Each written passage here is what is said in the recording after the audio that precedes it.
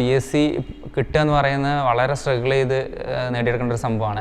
അല്ലാതെ ഇപ്പോൾ പോയാൽ നാളെ കിട്ടുന്ന ഒന്നല്ല എന്നല്ല നമുക്ക് എല്ലാവർക്കും അറിയാം. അപ്പോൾ ആ ഒരു സാഹചര്യത്തിൽ എയ്സിൻ്റെ സപ്പോർട്ട് എന്ന് പറയുന്ന വലിയൊരു ഘടകമാണ്.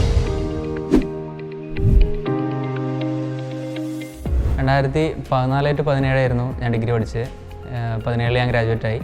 അപ്പോൾ അതിനുശേഷം നമ്മളൊരു ഫ്രണ്ട് ഉണ്ടായിരുന്നു, പ്രസാദേട്ടൻ എന്ന് പറയും. മൂപ്പര് ഡിഗ്രി ലെവൽ എക്സാംസൊക്കെ എഴുതി അസിസ്റ്റൻ്റായിട്ട് KSF ജോലി ചെയ്യുന്നത്. അപ്പോൾ മൂപ്പരിങ്ങനെ പറഞ്ഞ് നമ്മളൊരു ഐഡിയൽ മോഡൽ അല്ലെങ്കിൽ മോട്ടിവേറ്റർ എന്നൊക്കെ പറയുന്ന മൂപ്പരിനോട് ഇങ്ങനെ പറഞ്ഞ് ഒരു സർക്കാർ ജോലിക്ക് ശ്രമിച്ചു നോക്ക്, നല്ലതാണെന്ന് പറഞ്ഞു. ചോദിച്ചു ഞാൻ മൂപ്പരോട് എന്താണ് നല്ലതൊരു സെൻറ്റർ നിങ്ങൾക്ക് സജസ്റ്റ് ചെയ്യാൻ പറ്റുമോ ചോദിച്ചു. അപ്പോൾ മൂപ്പരിനോട് പറഞ്ഞത് എയ്സ് എന്ന് പറയുന്നൊരു സ്ഥാപനം മലപ്പുറത്തുണ്ട്, മഞ്ചേരിയാണ് അതിൻ്റെ ഹെഡ്, എന്നാലും മലപ്പുറത്ത് അതിൻ്റെ ഒരു ബ്രാഞ്ച് ഉണ്ട്, അവിടെ പോയിക്കോ, എളുപ്പം അതാണെന്ന് പറഞ്ഞു. അപ്പോൾ ഞാനും എൻ്റെ ഫ്രണ്ടും അങ്ങനെ എയ്സിക്ക് വരുന്നത്. എയ്സ് എനിക്ക് ഇഷ്ടപ്പെടാൻ അല്ലെങ്കിൽ നമ്മൾ ചൂസ് ചെയ്യാനുള്ള പ്രധാന കാരണം എന്ന് പറയുന്നത് പ്രസാദേട്ടൻ പറഞ്ഞത് മാത്രമല്ല, ഇവിടെ മറ്റ് സെൻറ്ററുകളെ വെച്ച് നോക്കുകയാണെങ്കിൽ മലപ്പുറം ജില്ലയിൽ ഏറ്റവും ബെസ്റ്റ് എന്ന് പറയാവുന്നത് എയ്സ് തന്നെ ആയിരിക്കും. കാരണം പ്രൊവൈഡ് ചെയ്യുന്ന ഫാക്കൽറ്റീസ് ആയിക്കോട്ടെ, ഇവർ നൽകുന്ന ആംബിയൻസ് ആയിക്കോട്ടെ, പഠിക്കാനുള്ള സാഹചര്യങ്ങളായിക്കോട്ടെ, നീറ്റ് ആൻഡ് ക്ലീൻ ഹൈജീൻ ആയിട്ടുള്ളൊരു സെൻറ്ററായിരുന്നു ഞാൻ അവിടെ മലപ്പുറത്ത് കണ്ടിട്ടുള്ളത്. മറ്റ് സെൻറ്ററുകളൊക്കെ വെച്ച് നോക്കുകയാണെങ്കിൽ കേടുവന്ന ഡെസ്കോ ബെഞ്ചോ അല്ലെങ്കിൽ അവർ തരുന്ന മെറ്റീരിയൽസൊക്കെ കമ്പാരിറ്റീവ്ലി എയ്സ് ബെറ്റർ ആയിരുന്നു ആ സാഹചര്യത്തിൽ. അതും അല്ലാതെ നമ്മളെ ഇൻഫ്ലുവൻസ് ചെയ്തിട്ടുണ്ട്. പിന്നെ എയ്സിൽ നൽകുന്ന ഫാക്കൽറ്റീസ്, നമ്മൾ ഇനിയിപ്പോൾ എന്തില്ലെങ്കിലും ആംബിയൻസ് ഇല്ലെങ്കിലും നല്ല ഫാക്കൽറ്റീസ് ഉണ്ടെങ്കിൽ മാത്രമേ നമുക്ക് നല്ലൊരു സക്സസ്സിലേക്ക് എത്താൻ കഴിയുള്ളൂ. അപ്പോൾ അവിടെ നമുക്ക് പ്രൊവൈഡ് ചെയ്തിരുന്ന ടീച്ചേഴ്സ് എന്ന് പറയുന്നത് ഹൈലി ക്വാളിഫൈഡ് ആയിട്ടുള്ള അല്ലെങ്കിൽ അതിൽ എക്സ്പേർട്ട് ആയിട്ടുള്ള ആൾക്കാരായിരുന്നു നമ്മളെ പഠിപ്പിക്കാൻ വന്നിരുന്നത്. പിന്നെ കൂടാതെ തന്നെ മെറ്റീരിയൽസ് നല്ലതായിരുന്നു. പ്രീവിയസ് ഇയർ ക്വസ്റ്റ്യൻ പേപ്പേഴ്സിനെ റെഫർ ചെയ്തുകൊണ്ടുള്ള മെറ്റീരിയൽസ് ആയിരുന്നു കൂടുതൽ അവർ പ്രൊവൈഡ് ചെയ്തിരുന്നത്.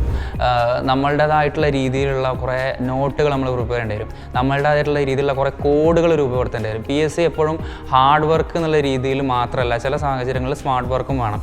ചില ചില ഒരു എക്സാമിന് ചോദിക്കുന്ന വൈറസുകളുടെ രോഗങ്ങളെക്കുറിച്ചുള്ളതായിരിക്കാം, അല്ലെങ്കിൽ വേറെ എന്തെങ്കിലും മുഗൾ എംപയറിനെ കുറിച്ചുള്ള കാര്യങ്ങളായിരിക്കാം. അങ്ങനെ എന്തെങ്കിലുമൊക്കെ ഒരു ചോദ്യം ചോദിക്കുമ്പോൾ അതെപ്പോഴും നമ്മളൊരു കോഡ് രൂപത്തിൽ പഠിക്കുന്നത് ഏറ്റവും നല്ലതായിരിക്കും. അപ്പോൾ അങ്ങനെ നോക്കുമ്പോൾ ഞാൻ എൻ്റേതായിട്ടുള്ള രീതിയിൽ പല രീതിയിലുള്ള കോഡുകൾ ഉണ്ടാക്കിയിട്ടുണ്ട്. അത് എപ്പോഴും എനിക്ക് എക്സാം സമയത്ത് വളരെ സഹായകമായിട്ടുണ്ട്.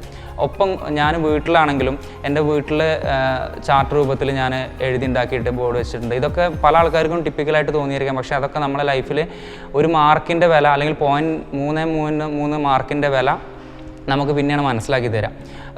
ഇത് ജോലി കിട്ടിയ ശേഷവും ഈ 0.33 മാർക്കിൻ്റെ വില ലൈഫ് ലോങ് നമ്മൾ 56 അല്ലെങ്കിൽ 60-ാമത്തെ വയസ്സിൽ റിട്ടയർ ആവുന്നെങ്കിൽ അതുവരെ നമ്മളെ ബാധിക്കും. അപ്പോൾ റിഗ്രറ്റ് ചെയ്യാതിരിക്കണമെങ്കിൽ നമ്മൾ അതിലിഞ്ഞിപ്പോൾ എത്രത്തോളം മോശമാണോ എത്രത്തോളം നല്ലതാണോ നോക്കാതെ നല്ല മാർക്ക് സ്കോർ ചെയ്യുക എന്നത് മാത്രമായിരുന്നു ഞാൻ ലക്ഷ്യം വെച്ചിരുന്നത്. അതുകൊണ്ട് തന്നെ എയ്സും എന്നെ സപ്പോർട്ട് ചെയ്തിരുന്നുണ്ട്. എന്നിരുന്നാലും മറ്റ് ഘടകങ്ങൾ ഇൻഫ്ലുവൻസ് ചെയ്യാൻ നമ്മളൊപ്പം ഉണ്ടായിരുന്ന കുറേ കൂട്ടുകാരുണ്ടായിരുന്നു, ഒപ്പം പഠിക്കാനുള്ള കുറേ ആൾക്കാരുണ്ടായിരുന്നു, നമ്മളെ ഫ്രണ്ട് സർക്കിളിലുള്ള കുറേ ആൾക്കാരെല്ലാം നമ്മളെ സപ്പോർട്ട് ചെയ്തിട്ടുണ്ട്. അത് ആ രൂപത്തിലും ഒപ്പം തന്നെ ഞാൻ എൻ്റേതായ രീതിയിലുള്ള ഒരു പഠനക്രമം നല്ല രീതിയിൽ കൊണ്ടുവരുന്നു. നമ്മളുടെ സെൽഫ് ഡെഡിക്കേഷനും ഒപ്പം തന്നെ നമ്മൾ പഠിക്കുന്ന സ്ഥാപനത്തിൻ്റെയും സപ്പോർട്ടില്ലാതെ ഒരിക്കലും നല്ല റാങ്കിലേക്ക് നമുക്ക് എത്താൻ എൻ്റെ ഒരു അഭിപ്രായത്തിൽ കഴിയുന്ന ആൾക്കാരുണ്ടായിരിക്കും. പക്ഷേ എൻ്റെ കാര്യം എന്ന് വെച്ച് നോക്കുകയാണെങ്കിൽ എന്നെ സപ്പോർട്ട് ചെയ്ത് എപ്പോഴും ഈ ഒരു സ്ഥാപനം തന്നെ. കാരണം എൻ്റെ റൂട്ട് എന്ന് പറയുന്നത്, മൂല കാരണം എന്ന് പറയുന്നത് എയ്സ് എന്ന സ്ഥാപനമാണ്. അതെന്നാണ് എനിക്ക് ചെറുതോ വലുതോ എന്നുള്ള രീതിയിലുള്ള അറിവും പാഠവും ഇതിൽ തന്നിട്ടുള്ളത്. എന്നാൽ എയ്സും ഒപ്പം തന്നെ എൻ്റെ സെൽഫ് ഡെഡിക്കേഷനും മൂലമാണ് എനിക്ക് ഈ ഒരു ഉയർന്ന റാങ്കിലേക്ക് എത്താൻ കഴിഞ്ഞതും ഈ ഒരു സ്ഥാനത്തിരിക്കാൻ കഴിഞ്ഞതും.